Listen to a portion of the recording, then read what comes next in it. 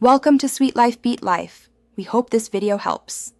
You start by signing into the Google account that contains the images you want to remove. Once signed in, go directly to My Activity and select Images or Activity Controls to view image history. Make sure you choose the account with the images and then set a time filter or product filter so you only delete relevant items.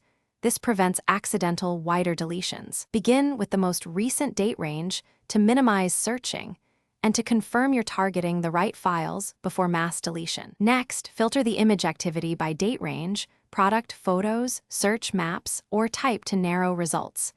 Once filtered, preview items so you confirm they are the ones to remove.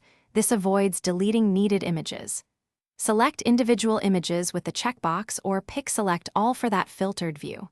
Once selected, click Delete. Google will ask you to confirm. Confirming deletes items from activity logs and may remove synced copies depending on product settings, so double-check sync behavior first. Finally, confirm the deletion prompts and wait for Google to process the request. You'll see a success message when finished. Make sure to clear browser cache and check linked services like Google Photos or Drive for duplicate copies that may remain. If some images persist, sign out and sign back in, or try a different browser or device to force a fresh sync.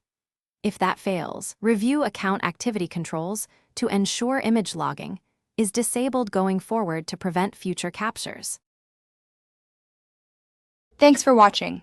Consider subscribing if we helped you.